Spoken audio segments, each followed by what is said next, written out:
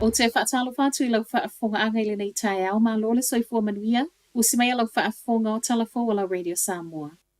E tu samale limas fulu afe moa ma mate ono le na tu lai mai le whaato ango lo tu fua I waikato ana nafi. O le te o le fitu I le tae au nā lia e le ma o fale e lua mai le se fulu lua o fale o le whaato anga, a le Sea Gold Nutrition le ana whaaleanga ina o mai. O se tala whaanoa noa o sawe le taimi o lo uti e le sapalai fuamua. E pe ona moli mawina le telo supermarketi le taunga tau le fuamua wa ye nei. A o whaapopo le naila tangata ono le atilia a fia o le marketi fuamua wa whaamauti noa le pule sili o le fale mua le Sea Gold e na o le tasi tesi whaapasene o mua o lo sau mai la lata o whaatoanga. Ma o lona winga e le te le se a fia le sapalai o fuamua ono le me o tupu.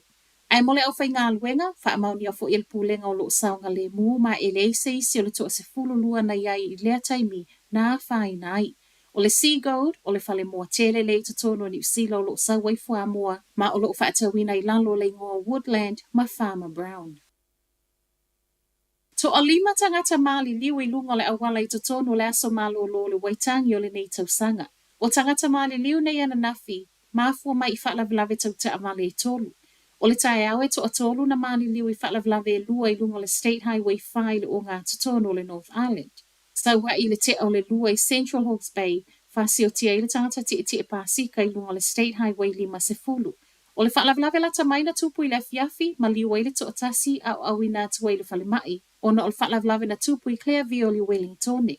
E se mai tangata wa mau soifua ono whaalavilave tau ta avale ana nafi, e to o lua isi o lo manu nu ati ngā ina ma o lo I le whale mai I Wellingtone.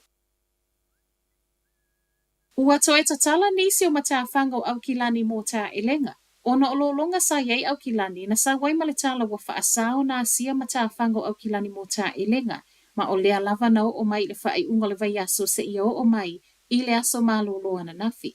I lunga le upenga ta wha ilangi ale safe swim o lo tele na whaai longa lanu liuli ai le telo matawhanga o lo na winga o matawhanga nei na whaaleanga I nei vai leanga o taota. O le umai o le aso malo loa na nafi na toi sa wai leisi reporti wa iei matawhanga wai heki wa saunga le mu wha apea se foi numero I titi I sa sae o Aukilani. A o tautu mai ai I lunga Aukilani wha apea nisi o vaenga le North Island o no lo longa sa iai. O le ua toi sau le isi la pata inga mai le ofisa o le vaa ai tau o lo iai le isi a wha e ono anga I mai le Pasifika. O na iaso I luma o lo tali ai ma e fōlinga mai e iai nisi o vaenga o le tunu una tinga I na mua o le a foi o le ato e a fia. E sau lea la pata inga wa ave e sea uma la pata inga o winga lo wao le tau. Ma wha ato e sa o loto ai leo le atunu mo le silia ma le tasi le vaiaso. O le whao lo tau nei, e ono whanau mai le vao New Caledonia ma Ausitalia I to tono na yaso le nei vaiaso. O ni lapata inga e ono tele nisi swinga mai le so, fua I le ala matangi. Le tai afu e reporti ma le ta milongo lo iei nei, o le pito I lunga le North Island, le e fōlinga mai, e to e ono a afiai. O le whai unga le vaiaso, wha asolo atu I le asonga fua le vaiaso a sau, le ono o sau I lapata inga e ono o mai ai. Ma tala muli, ua whaatalo sanga ina tangata Aukilani o lo ono nofo I le tuisi sifu, e whaasoa le lei ma whaititia le swawai whao ngai le vaiaso nei. Ona o awhianga o lolonga na iai mai le water care wa wala au mai tangata o lo ono nofo I titirangi, konini, oratia ma se vaenga Glen Eden, e whaasoa le lei le swawai. Ona o le whaopopo tangata I le tua Aukilani wa wa iai ma le vave o le whao ngā le swawai, le ono o sau mai le whaatano e Montana, ma o iei nei le popo le ngai le ono a awhia ai o le sapalai. O le tala sanga ma le water care e mawhai ona whaasoa le lei e ala I le tuititi o teimi whaamalu ai. Mautino lo tapele ki pe awhai e le o whao ngaina. Siaki pe o lo ieini liki I paipo lo I whafo atoa ma le mautino lo o le leo na whaasoa e tangata uma o lo a inga.